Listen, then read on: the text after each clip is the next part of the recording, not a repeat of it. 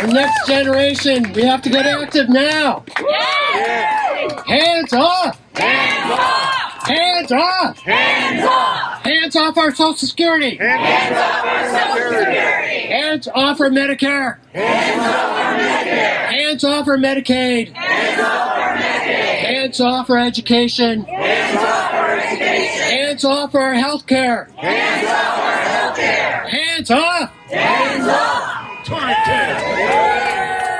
Thanks for coming out in this weather!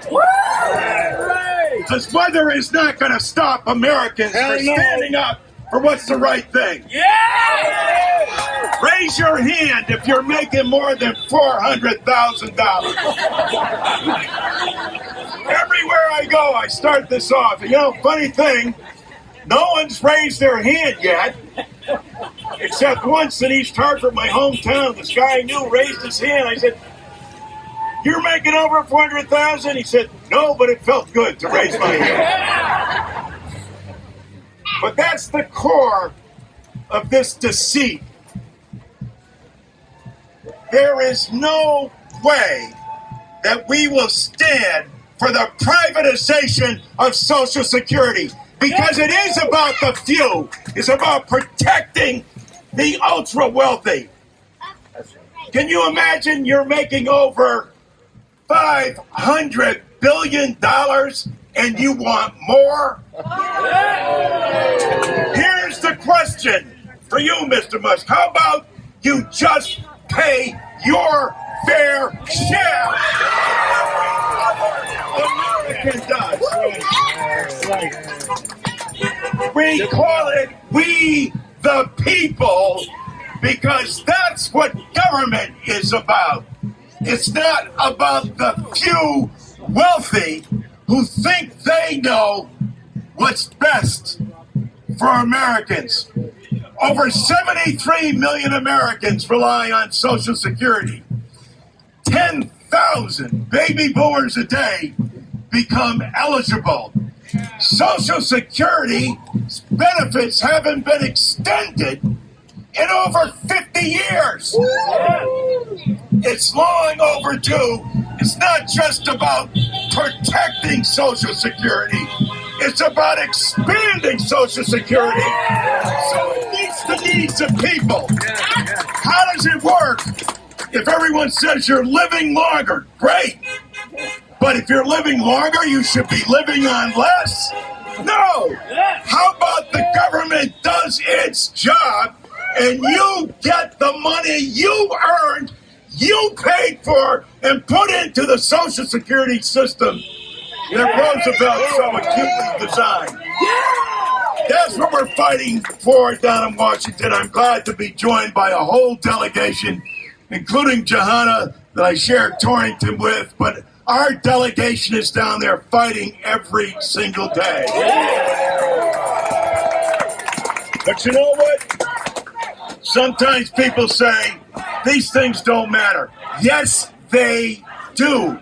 By the public coming out, by the public speaking, by the public expressing their absolute disdain for what this administration is trying to do. To cut people's benefits, to close regional offices, to make it harder for people to receive their benefits so they can ultimately say that, well, the program isn't working, so maybe we should privatize it. Hell no! How about we make the program work and put more benefits in people's pockets, the very benefits that they have earned? That's why we've introduced legislation, and you'll be hearing it more and more about it, not just to protect Social Security, but to increase it across the board for everyone. There are over 5 million Americans, our fellow citizens, who get below poverty level checks from Social Security, having paid in all their lives. That is criminal. That is wrong. And the new floor for Social Security will be 125% of the poverty level. No one will ever work in this country and pay into a system and get a below poverty level check. Nobody gets wealthy on Social Security, but it sure helps with the bills and sustaining the ability to feed your family, pay your rent, pay the electric bills, put gas in your car. And you know what? It's an earned benefit. Do not let anyone ever tell you that it's an entitlement. The only people who think they're entitled are the very wealthy who don't pay. How many of you understand or know that there's a cap on Social Security? And people above $170,000 don't pay into Social Security? Give me a break. How about Mr. Musk? You and all your billionaire friends, what President Biden called for was to lift the cap on people making over $400,000. What a big sacrifice on their part to have to pay the same thing that every other American does to keep the nation's best insurance program that's never missed a payment. And as you know, it's not just a pension. It's disability, it's spousal, it's widow and dependent children coverage. That's the brilliance of Franklin Delano Roosevelt. That's what this fight is about. That's why you're all out here today. God bless you. We're with you in this fight, and we will win. Thank you. Thank you very much, Congressman Larson.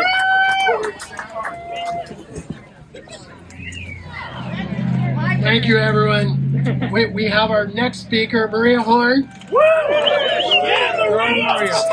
Maria Horn, thank you. Hands off. Fight back! Fight back! Thank you, Steve. You're next, Torrington Mayor. It is so great to have such a fabulous group of people out here. This is what it is all about. We all need to be out here. Take a look around here, see who's here, the allies that we're going to be working with in the next whatever period we have ahead of us. As I've been to a couple of these today, and there are hundreds of people out in the northwest corner who care about this. So we are part of a large number of people, and we cannot forget that.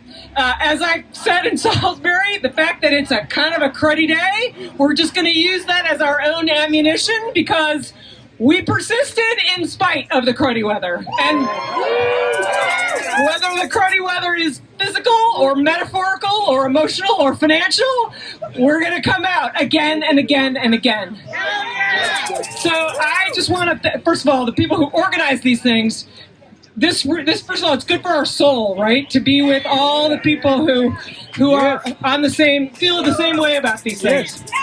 I myself am one of those people who ran for office after going to the Women's March in Washington and realizing that, there are a lot of people who think the way I do, who care about their neighbors, who care about immigrants, who care about farmers, who care about people who use health care, who care about seniors, who care about children, who care about schools, who care about food. All of these things are being cut.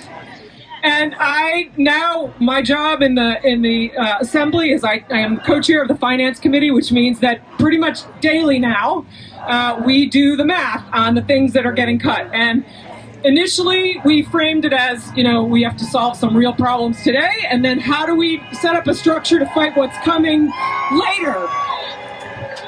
Well, later is now.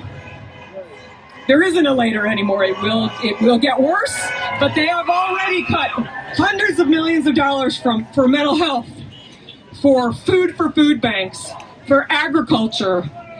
Medicaid, we project to lose between $1 billion and $2 billion of federal funding for Medicaid. That's seniors, that's kids, families, immigrants, you name it. 1 in 4 people in the state of Connecticut rely on Medicaid. We have to make sure that we fight for that. So I am, again, this is filling my bucket with rain, maybe, but also with nourishment for my soul to see so many people out here who are willing who are looking for ways to work together. That is the most common question I get coming out of this. What can we do? What should we do? How do we do this? Well, look around, look at the people who run all kinds of organizations serving people in our community, and, sign up with them, get connected to them, stay connected to each other. We are not alone. We are the majority. Yeah, that's right. And we're going to fight. So, thank you. Thank you, Maria. Thank you, everyone. I have another just jump-in speaker. We have Deirdre DeCara. She wants to tell a story. As you know, she's our director of Fish, so she's here to say a few words. Thank you. Hi, everybody. I do tell a story of an organization that's near and dear to us right in our greater community in northwestern Connecticut, and that's FISH, Friends in Service to Humanity of Northwestern Connecticut. We have a 35-bed homeless shelter. I will tell you funding for that.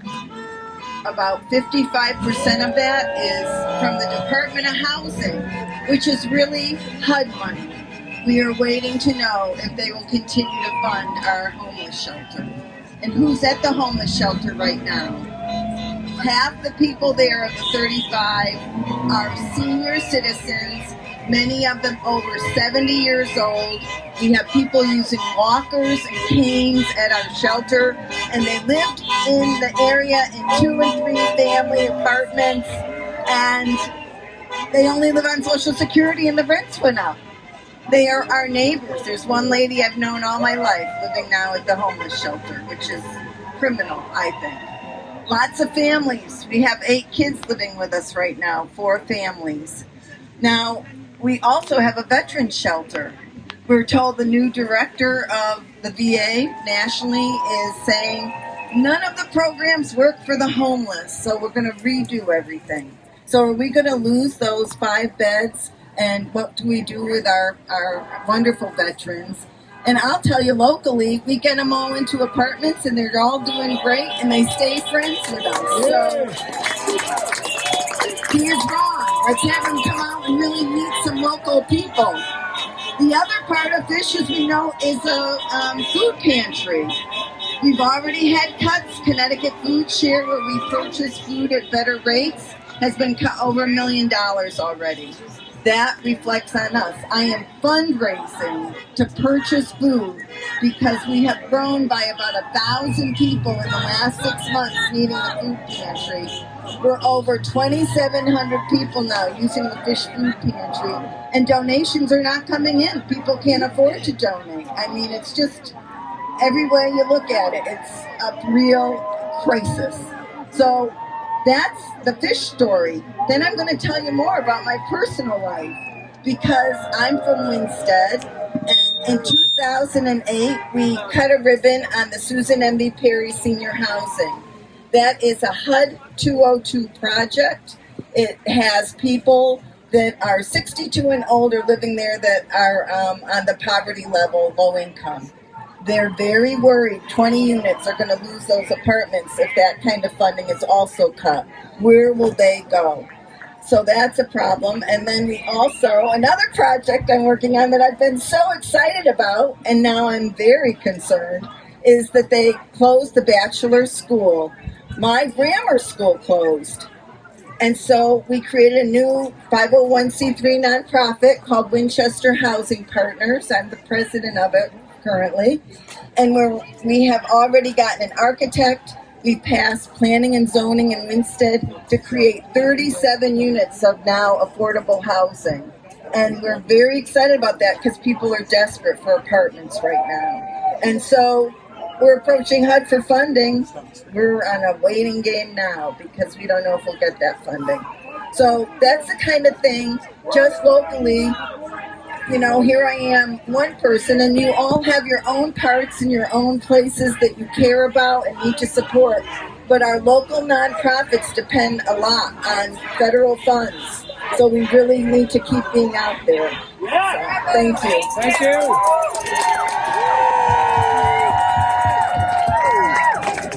Hands up! Hands up! Don't cut it! Don't cut it! Thank you, Senator.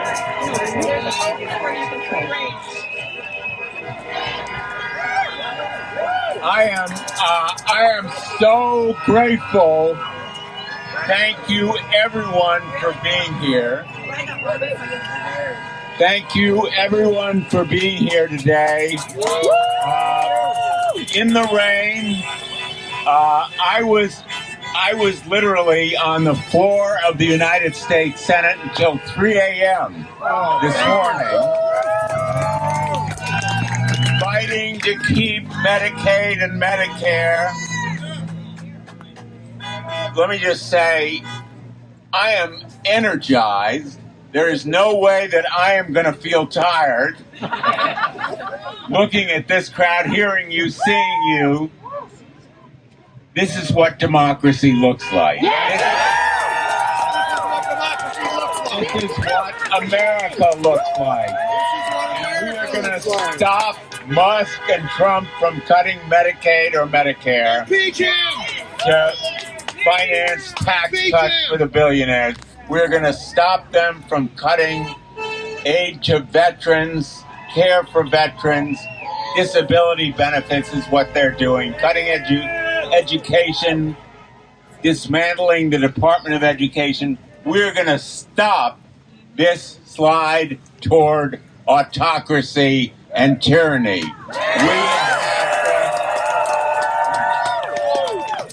We have to stand strong, just like my colleague Cory Booker stood strong.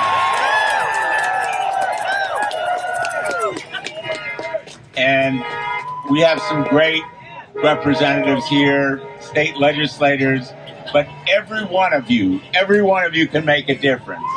Never doubt that you can make a difference, because people in this country ultimately have to have the power.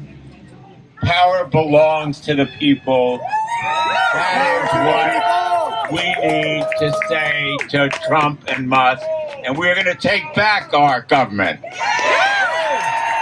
We're going to take back our government for the people to retain Medicare, Medicaid, Social Security, VA healthcare, all of what we've worked so hard to retain. And you know what is tragically going to help us do it? These tariffs. Tariffs are going to raise prices. Right. They are going to potentially cause a recession, tragic for the country. But people are going to see Trump for what he is. They're going to see him as just a self-interested tyrant who is assaulting our universities, our courts, our judges. Yeah, he is. All of the hatred that is spewed from him is going to come back to haunt him. So I want to thank everybody who's here. This is just the beginning. This is just the beginning of what we're going to need to do. We're going to have to keep this energy going. Are you ready to fight? Yeah! Are you ready to win? Yeah! That's what we're going to do. Thank you all for being here. Hands off! Hands off! Hands off! Hands off our Social Security! Hands off our Social Security! Hands off our Medicare! Hands off our Medicare! Hands off our Medicaid! Hands off our Medicaid! Hands off! Hands off! Hey, And when we fight, We win! when we fight, We win! when we fight, We win! that's what we're going to do. We have to fight. Thank you all. I have one more guest speaker. Secret weapon here. It's hard to upstage at Senator Blumenthal, but we have one. Her name is Samantha. Come on up.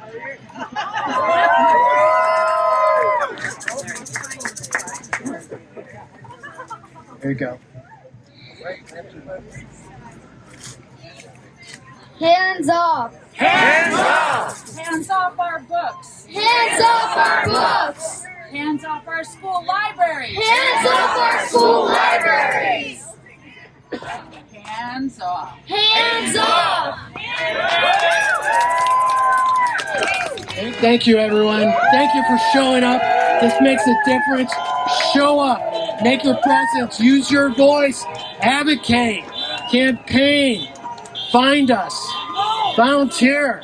Help your organizations. Help your nonprofits. Save more than this building. Save your benefits. Don't be talked out of your benefits.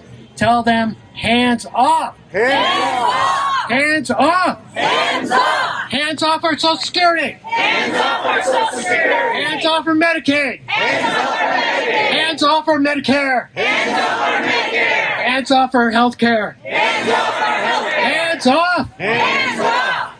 Thank you, everyone. Great for showing up. Great. Thank you, Samantha. Hands off. Hands off our Social Security. Hands off our Medicare. Hands off our Medicaid. We fought for these benefits. Don't let go of it. Don't shout out loud. Make a show of force. Show up. We need to show up at the elections. We need to show up at rallies. We need to show up. Hands off. Hands off. Tell them loudly, hands off. Hands off. Tell your neighbors and friends, hands off. Hands off. Don't give up your benefits. Hands off. Hands off. Yeah.